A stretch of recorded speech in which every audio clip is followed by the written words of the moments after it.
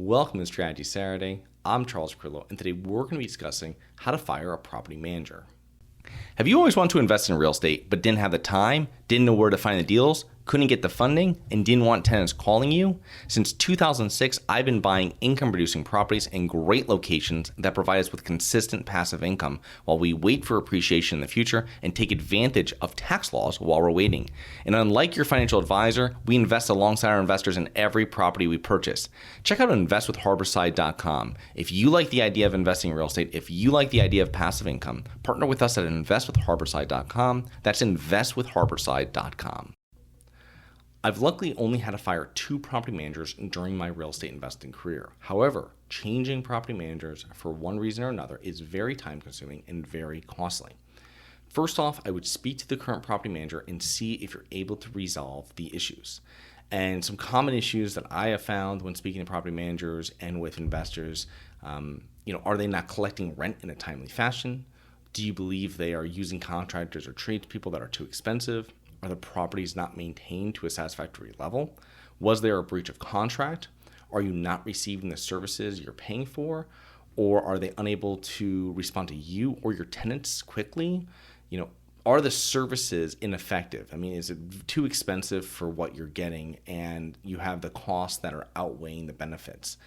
And what is the problem with that? Is it the manager that doesn't have enough resources, so they're not spending enough time at your property? Whatever the issue, speak to them and explain the issue and see if it can be corrected.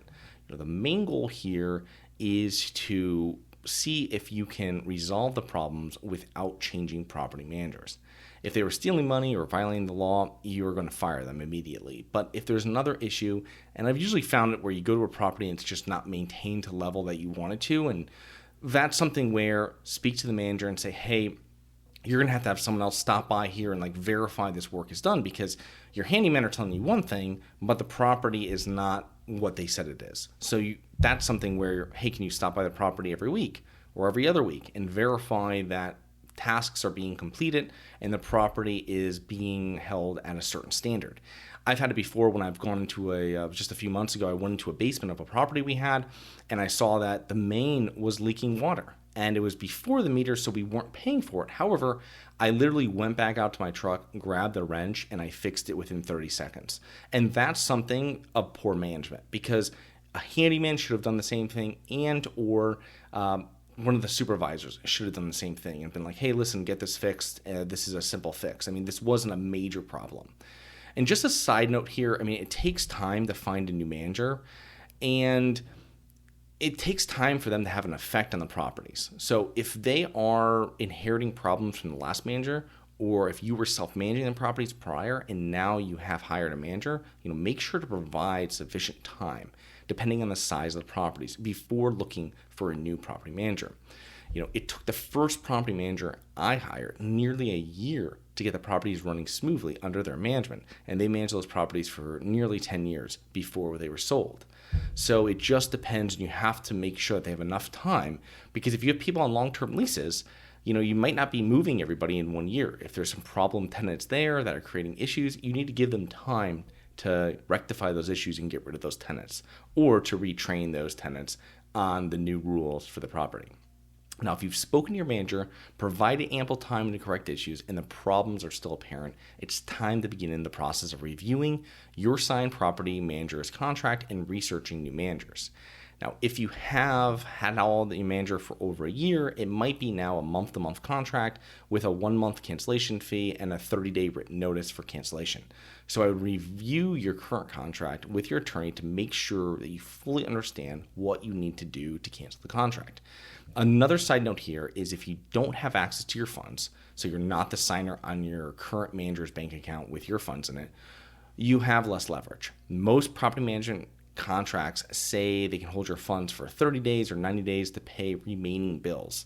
But usually this is overkill and kind of a way of them holding on to your money legally. So speak to your attorney about this when you're reviewing the signed contract.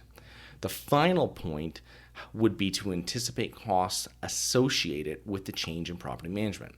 In most cases, you're going to be covering some property expenses during the switchover, and it's important that you have these funds readily available. Next is finding a new property manager, and I would consider this the hardest part of the process. Speak to other landlords in the area with similar properties and see who they use, or who they would recommend, or who they would use if they weren't self-managing. Drive by other properties they manage. You really need to interview several managers and vet them fully. Be completely honest with them about the problems you are facing with your current manager and why you want to switch managers. Now, prior to actually canceling the contract, make sure you have another well-vetted property manager lined up and aware of the situation. Review the new property manager's agreement in great detail and have your attorney review it as well. And it's also not set in stone. So there's many times I reviewed it, and there's one I was reading that like had me paying health care for for the workers, for the property manager. And you can go back to them and they're like, oh, just cross that out and initial it or whatever it is. So you have to review it. They have probably a boilerplate contract that's never been updated. So make sure you review it and make sure you have your attorney review it before you get back to that property manager and have it signed. Make sure you will be the signer on all bank accounts.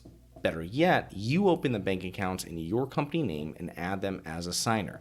That way you're retaining like online banking and you're really the owner of those accounts with just an additional signer who is the property manager.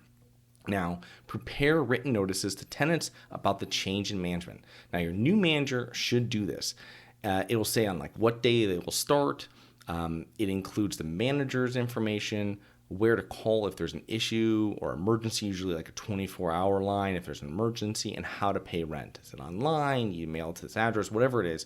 You have all that information that's going to be in the initial letter from the new manager, but just make sure it's being taken care of. Send the cancellation notice in writing as indicated in the contract and by your attorney. Now, clearly state when their services are being terminated. Explain that the new manager will be picking up the keys, tenant applications, and leases on this specific date. As the owner, you should clearly have the financials, including tenant rent rolls and ledgers. You can send these to your new property manager right away, and they'll know exactly who owes rent, who has a balance, all that kind of stuff. And they'll know when they're collecting rent, where it goes and what's owed, and what they have to collect going forward from that tenant.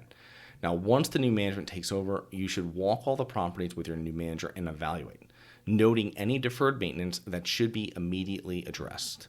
So, because that's a big thing, because you'll have some managers that are just very lackadaisical, and if you're getting rid of them, that's probably one of the reasons why. And there's probably deferred maintenance at your properties. So you want to walk them, and you want to make sure you have a plan of getting items addressed immediately. In closing, always make sure you interview several property managers and fully vet any new manager prior to hiring them.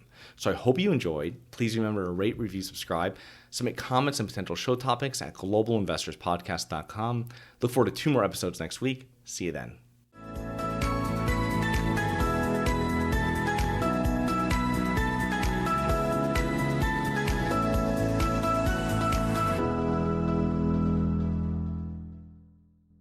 Nothing in this episode should be considered specific, personal, or professional advice. Any investment opportunities mentioned on this podcast are limited to accredited investors. Any investments will only be made with proper disclosure, subscription documentation, and are subject to all applicable laws. Please consult an appropriate tax, legal, real estate, financial, or business professional for individualized advice. Opinions of guests are their own. Information is not guaranteed. All investment strategies have the potential for profit or loss. The host is operating on behalf of Syndication Superstars, LLC exclusively.